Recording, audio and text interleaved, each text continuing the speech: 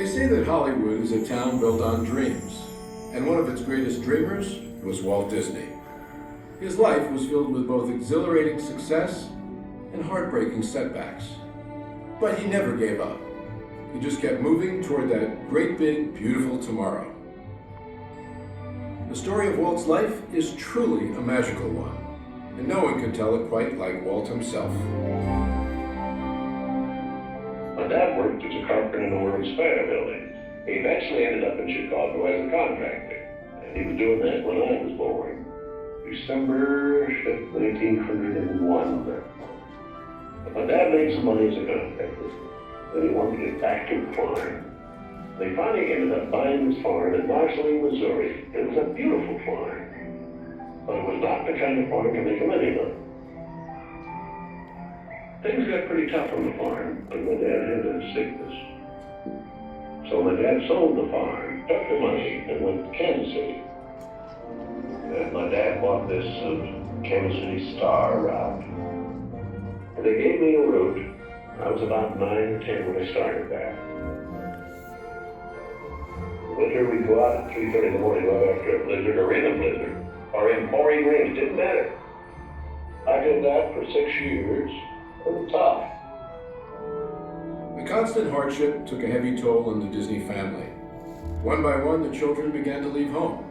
And one day, Walt woke up to find his best friend, his brother Roy, had gone as well. So Walt did something that he would do throughout his life when things got tough. He took a chance. My brother had joined the Navy, so I wanted to join it. Well, I was still a year too young. I was 16. Why did this kid come in to me very excited? He said, there's something just forming here that you and I can get in. I said, what is it? He said, an ambulance chute. I was in Paris, 3rd of September, when Pershing told us. Paris, which had been this exciting thing with all these soldiers and things, suddenly there wasn't a soldier to be seen. And I suddenly became very homesick. So then I went in and put a request in to be discharged. But I in Chicago, that's where my parents were living, and I said, Dad, I want to be an artist. And my dad, he just couldn't buy it. So I pulled faith and moved to Kansas City. Roy was in Kansas City working at a bank. One of the fellows working with Roy said, say, I have a couple of friends that have an art shop. So I went up to these samples, and there were all these corny things I'd done in France. Well, my gosh, I mean, right on the spot. So I took the camera home, and then I started experimenting my own way. So then I went into this Kansas City Film Ad. Well, that was where I got started in the animation business. So I was thinking if I had something with a novel quick, I might crack the market. But I still couldn't get anywhere with it. I failed. I learned a lot out of that. And I think it's important to have a good failure when you're young. So I packed all my worldly goods in a cardboard suitcase. I went to Hollywood. Arriving there with just $40 in my pocket from my Kansas City ventures. Now my brother Roy was already in Los Angeles. Both of us were unemployed. We solved the problem by going into business for ourselves. We established the first animated cartoon studio in Hollywood. Walt's dreams were finally coming true. He had his first big hit, Oswald the Lucky Rabbit. And he had married the love of his life, Lillian, an ink and paint artist at the studio who shared his dreams. Then he was dealt a devastating blow. On a business trip to New York City, he learned that he had lost ownership of Oswald due to a contract loophole. And to make matters worse, the distributor had signed away Walt's artists. Most people would have given up right then and there. Not Walt Disney. He sent a telegram to his brother Roy. Everything okay. And as he headed home to California, something happened along the way that would change things forever. Mickey Mouse came into our life. he popped out of my mind onto a drawing pad from a train ride from Manhattan to Hollywood at a time when the business fortunes of my brother Roy and myself were at lowest ebb and disaster seemed right around the corner. His first actual screen appearance was at the Old Colony Theater in New York in Steamboat Willie. He was the first cartoon character to express personality, and I thought of him from the first as a distinct individual.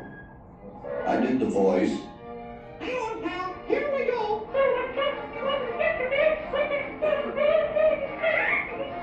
Mickey was simply a little personality assigned to the purposes of laughter.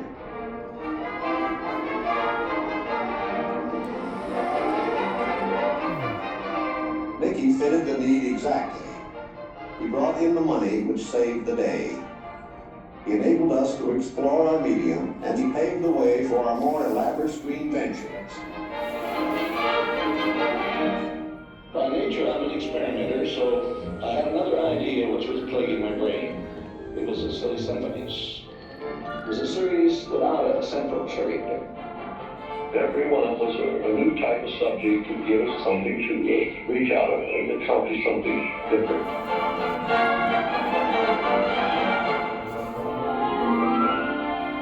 Then we started distributing both Mickey Mouse and the Silly Symphonies. And Nick and Tuck get the money.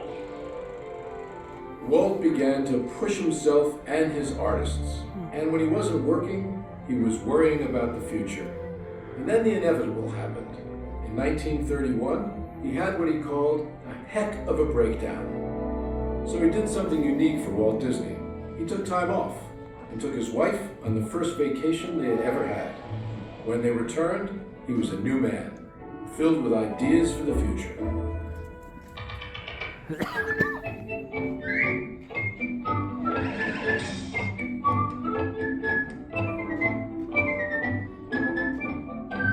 I saw the handwriting on the wall there. It was a short subject with just a filler on any program. Now, if I could crack the feature field, then I could do things. I had done a little story research on different fairy tales I might do, and Snow White was one of them. I thought it was a perfect story. I had the heavy. It's a magic wishing apple. Now, make a wish. I had the prince, and the girl romance. I had the sympathetic warmth and things. We started Snow White sometime late 35, and we were around 2 years in the making. We had the family fortune, we had everything wrapped up in Snow White. In fact, the banker, I think, was losing more sleep than I was. We had a big premiere, the Carthy Circle Theater, big, grand Hollywood premiere. All of Hollywood brass turned out for a cartoon.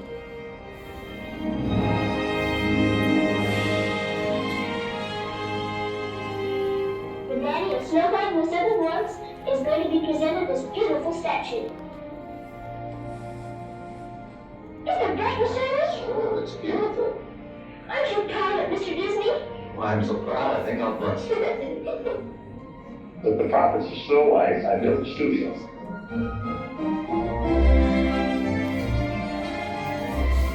2 years later, I was almost broke. But I had all these pictures and words. But okay. There are no strings on me. Dandy. Temptation.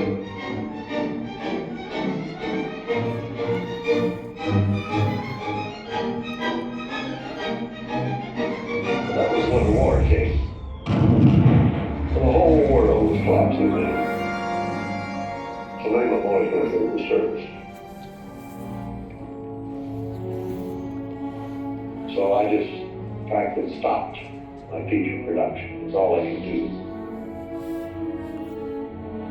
But after the war, because the problem picking up the pieces, I knew that diversifying in the business would be the salvation of it. So I tried various things on what would be a cartoon. And I thought if I could get into the live aid, that there's things I could do. Stand by, engines.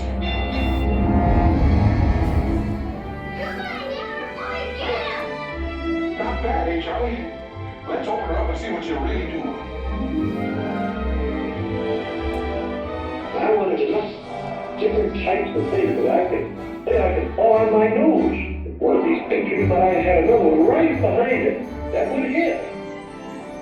After long concentration on live action and cartoon films, we decided to try something that would employ about every trick we learned in the making of films. We would combine cartoon, live action, in an enormous fantasy, Mary Poppins. As the original Mary Poppins budget of $5 million continued to grow, I never saw a sad face around the studio. Even my brother Roy was happy. This made me nervous. And the horrible thought struck me. Suppose the staff had finally conceded that I knew what I was doing.